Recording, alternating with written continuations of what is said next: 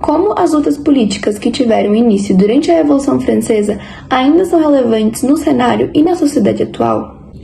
Oi, gente! Hoje, nesse vídeo, eu e meu grupo vamos falar mais sobre esse tema, além de responder a pergunta que eu fiz no início do vídeo. A gente também vai discutir como a sociedade se articula para aprovar reivindicações nas instituições, como os poderes executivos e legislativos. As lutas políticas que eclodiram na Revolução Francesa foram marcadas por ideias de liberdade, igualdade e fraternidade. E até hoje essas lutas são muito presentes na nossa sociedade contemporânea.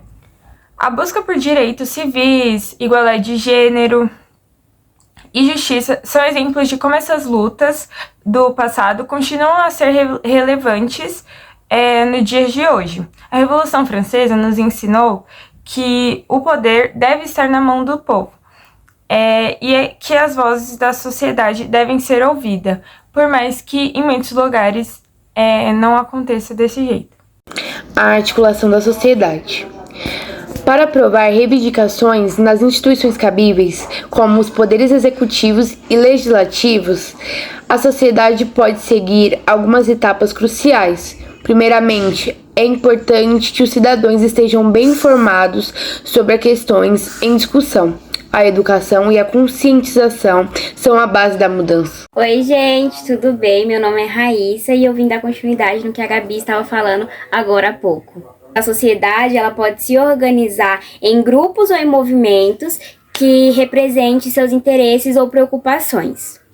Sem contar que também essa união de forças pode aumentar a pressão em cima dos órgãos governamentais. A participação civil também desempenha um papel vital. Isso inclui também votar em eleições, ter um contato com pessoas eleitas nesse meio e também participar de debates públicos com causas que precisam ser mudadas e que, ao seu ver, não está bom ou que a sociedade não concorda muito e fazer mudar de alguma maneira. A voz coletiva da sociedade pode se mudar e influenciar as decisões tomadas pelas instituições governamentais. Se você ficou meio confuso com isso tudo que a gente falou, a gente tentou resumir o máximo, mas o Gabriel vai dar uma conclusão final disso daqui tudo e eu espero que fique claro para vocês. Boa tarde, pessoal. Em resumo, as lutas políticas da Revolução Francesa continuaram a ser relevantes na sociedade atual, pois promoveram ideias de liberdade, igualdade e justiça, que ainda perseguimos. Para aprovar as reivindicações nas instituições cabíveis, é fundamental que a sociedade esteja bem informada, organizada e sempre participe da arena política. E juntos podemos mudar um futuro mais justo e equitativo para todos. Obrigado por assistir, viu, gente?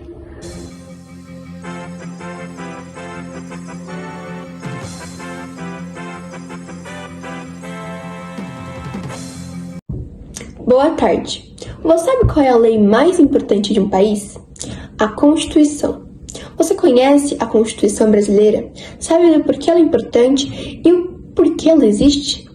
Bom, primeiro eu queria dizer que ela é muito importante porque ela organiza o Estado e ela separa os poderes executivo, legislativo e judiciário. A Constituição é como se fosse um contrato com o país para manter o convívio e o bem-estar de todas as pessoas dentro de uma sociedade, independente da origem do indivíduo, da sua cor, da sua classe social, da sua religião, da sua profissão, do seu gênero. Todos são iguais perante a lei. A seguir, nós iremos nos aprofundar mais sobre a Constituição brasileira, visando a área da saúde. Será mesmo que o papel está sendo cumprido na nossa sociedade? Será que o artigo 196, que diz a saúde é direito de todos e dever do Estado, está sendo cumprido na nossa sociedade?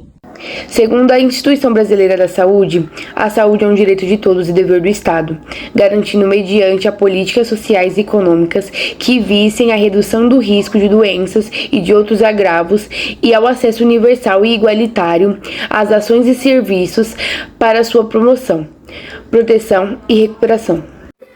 Todos os brasileiros conhecem, mesmo que não utilizem, o SUS, que é onde a gente tem os nossos médicos, entre aspas, de graça. Não é 100% de graça porque pagamos impostos para isso. E eu vou ler para vocês algumas coisas sobre o SUS, que é relacionada à Constituição da Saúde Brasileira. A Constituição Federal de 1988 implantou no país o SUS, regulamentado 2 anos depois pelas leis número 8.080, 19 de setembro de 1990 e número 8.142, de 28 de dezembro de 1990, sendo recentemente atualizada pelo decreto número 7.508, de 28 de junho de 2011. Segundo o texto constitucional, demonstra claramente que a concepção do SUS baseia-se na formulação de trabalhar para a população, para a necessidade da população na questão da saúde. É uma coisa que, infelizmente, não acontece muito. As pessoas que não têm condições suficientes para pagar médicos ou convênios acabam sendo um pouco prejudicada, porque apesar do SUS existir para atender as populações que não têm dinheiro, mas precisam de um atendimento digno. Às vezes, quando chega lá para fazer um exame, não tem os equipamentos suficientes, não tem um médico para fazer aquilo. Isso quando tem um médico. E quando, às vezes, você, com a agente de saúde, passa na sua rua, você marca um médico, quando você chega lá o médico não está presente, ou então o exame que você tem que fazer demora meses para sair, às vezes quando sai o paciente já está até morto. Essa questão do SUS, ela é muito boa na parte teórica, mas na parte prática não é bem 100% como acontece. Melhor ter o SUS do que não ter nada, mas não é 100% perfeito como eles demonstram em papéis, ou em reportagens, ou em textos, como esse trecho que eu acabei de ler para vocês. E se vocês pensam que aquele texto para por aquele trecho que eu li para vocês e complementei com as minhas falas, vocês estão muito enganados. Eles ainda complementam com: procurando resgatar o compromisso do Estado para com o bem-estar social, especialmente no que refere à saúde coletiva. Não estou julgando o SUS em si, até porque eu acredito que sem ele seria bem pior e teria bem mais doenças do que já tem. O SUS em si, ele é uma coisa que, se a gente for colocar num papel, a parte teórica dele é maravilhosa. E também não estou generalizando, porque não é em todos os lugares, todas as cidades, todos os estados, todos os municípios que ele é tão ruim assim. Por exemplo, a gente que mora na cidade de São Paulo, já utilizei o SUS algumas vezes. E não é o melhor atendimento de nossa, e não tem médico às vezes suficiente sempre, o médico que você precisa às vezes não está disponível, então fica meio complicado.